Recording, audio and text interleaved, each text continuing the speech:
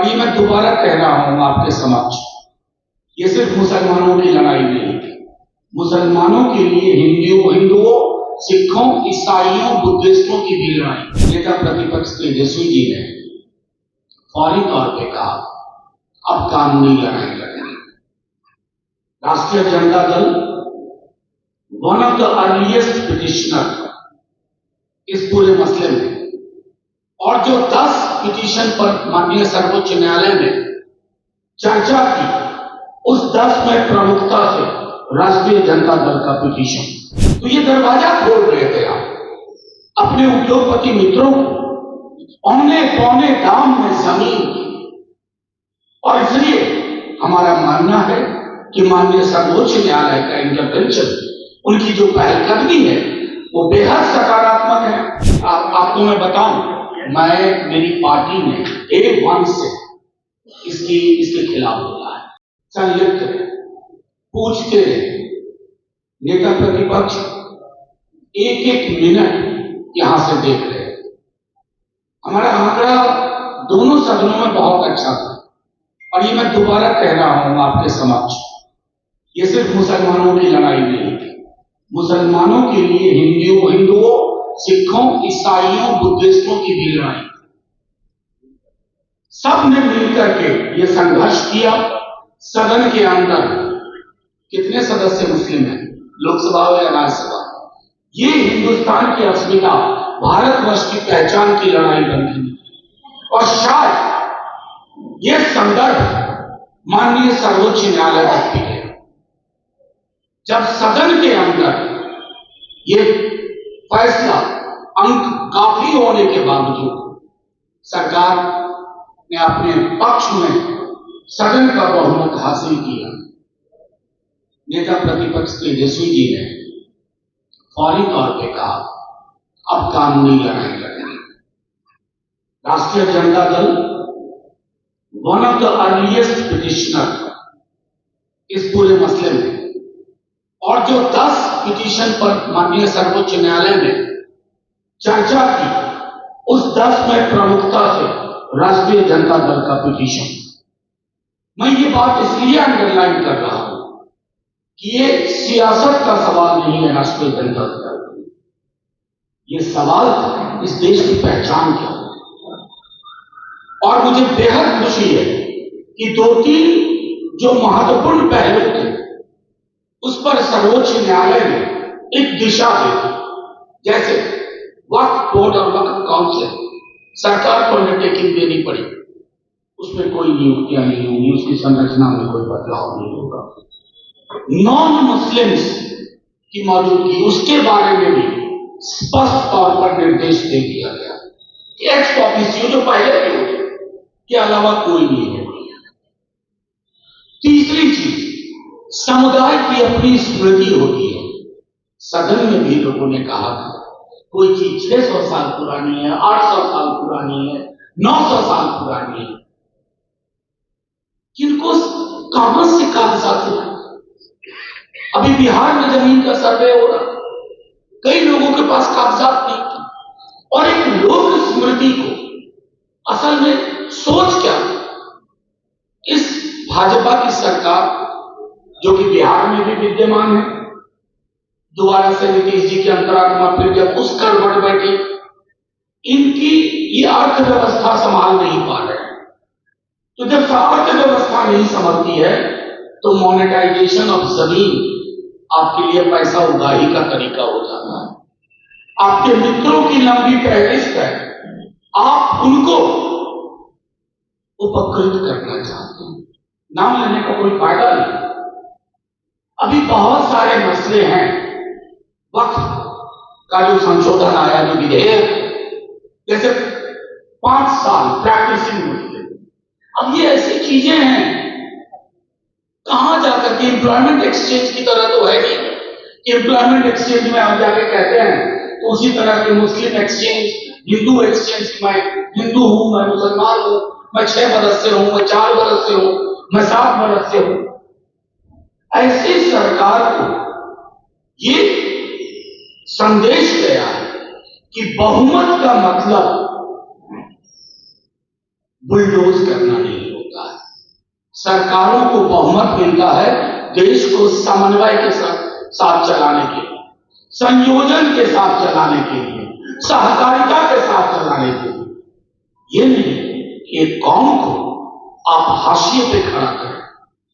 और मुझे बेहद खुशी है, दोबारा दोहरा रहा हूं, बिहार ही नहीं पूरे देश की आवाम, किसी भी समाज के हो, उनको ये स्पष्ट हुआ कि ये तौर तरीके देश को नुकसान कर देंगे, बर्बाद कर देंगे।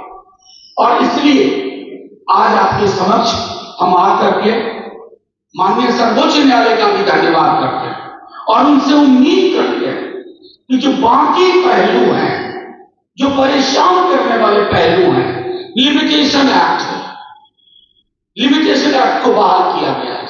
मैं छोटे में समझाता हूं, तो ये दरवाजा खोल रहे थे आप अपने उद्योगपति मित्रों को औने पौने दाम में जमीन की। और इसलिए हमारा मानना है कि माननीय सर्वोच्च न्यायालय का इंटरवेंशन, उनकी जो पहलकदमी है वो बेहद सकारात्मक है। लेकिन और जैसे मुद्दे हैं, प्रैक्टिसिंग मुसलमान का लिमिटेशन एक्ट का हो, ऐसे कम से कम 40 सेक्शन में कई सारी ऐसी चीजें हैं जिसको लेकर के अभी लड़ाई, अभी संघर्ष चलता रहेगा। राष्ट्रीय जनता दल बार बार ये कहता है कि किसी भी धर्म का मसला हो, अगर हिंदू धर्म के आस्थावान लोगों की आस्था उस पर चोट होगी तो राष्ट्रीय जनता दल को आप अगली कतार में मानेगा। मुसलमानों पे होगा, अगली कतार में होगा। बुद्धिस्टों पे होगा, आप राष्ट्रीय जनता दल अगली कतार में होगा। क्योंकि हमारे लिए ये महत्वपूर्ण नहीं है कि सियासत के तराजू में देखें, नफा नुकसान में देखें। हम एक ही सरोकार से देखते हैं जो नेता प्रतिपक्ष, काश किया तो मैं पाता कि कोर्ट के भी एक चीज को मॉनिटर किया गया, बेहतरीन वकील हमारे पिटीशन के पक्ष में खड़े हुए और नतीजे में कुछ राहत, कुछ सहूलियत हासिल हुई है। लेकिन ये पूरा का पूरा मुद्दा आगे जाएगा और भाजपा की सरकार, केंद्र की सरकार को भी संदेश है, देश के मिजाज को मत तोड़िए। मैं बार बार कहता हूं, इस देश में हर किसी को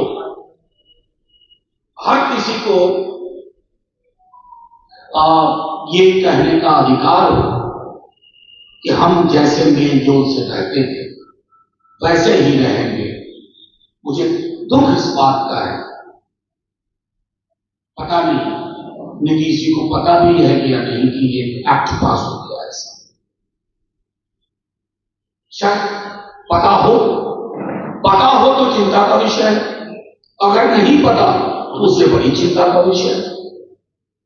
ऐसा नहीं होता है कि सत्ता में बने रहने के लिए सरोकार से समझौते किए जाए। और मैं एक आखिरी टिप्पणी करने से पूर्व के अपने साथी से कहूंगा, मेरा मानना है कि आपके माध्यम से इसको लाने का मतलब था कि आपको ये बताएं कि ये एक अर्ध विराम है। पूर्ण विराम तभी संभव हो पाएगा जब इस तरह के फैसले, जिससे समाज में फासला बढ़ता है, वो फैसले वापस होने होंगे। और ये बात हम गांधीवादी तरीके से करके दिखाएंगे। हमारे पास बाबा साहब अम्बेडकर ने संवैधानिक उपकरण दिया, उसका इस्तेमाल हमने किया कोर्ट में। गांधी जी ने सत्याग्रह दिया, उसका इस्तेमाल हम सड़कों पे करेंगे।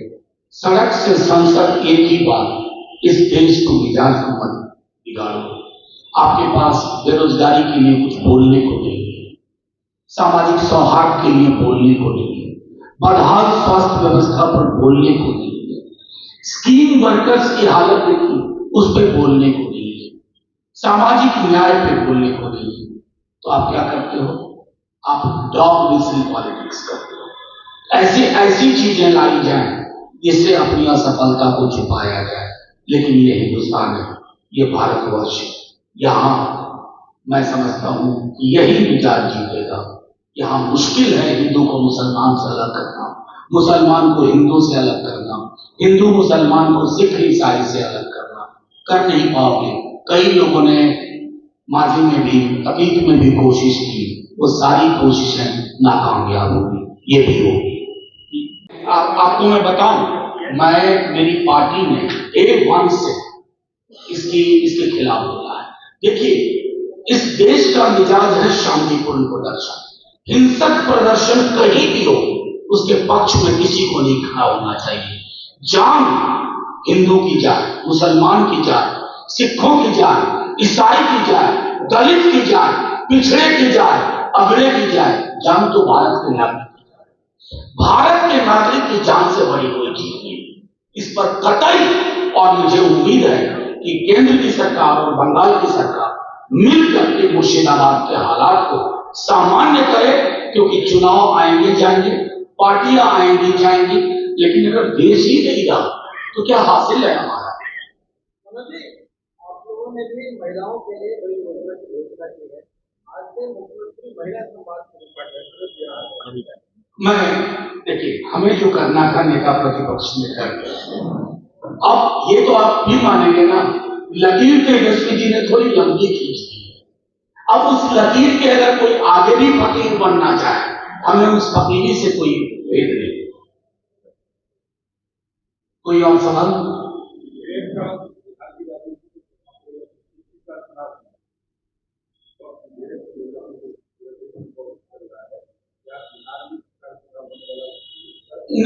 नहीं, कतई नहीं।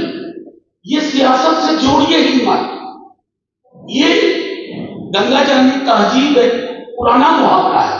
मैं तो ये कहूंगा कि मैंने सदन में एक बात कही थी, दोहरा दूं, इस देश में ईदगाह कहानी प्रेमचंद ने लिखा, हामिद ने चिमटा खरीदा। क्या आप में से कोई बता सकता है कि चिमटा किस दुकान से खरीदा? हरिंदर की दुकान से खरीदा था या हरकू मियां की दुकान से खरीदा? ये देश है। चिमटा हम खरीदेंगे, दुकानदार का नाम लेकर नहीं करते। इसलिए ये सियासत के मसले नहीं है, ये मोहब्बत के मसले हैं। मोहब्बत में सियासत नहीं होगी। शुक्रिया।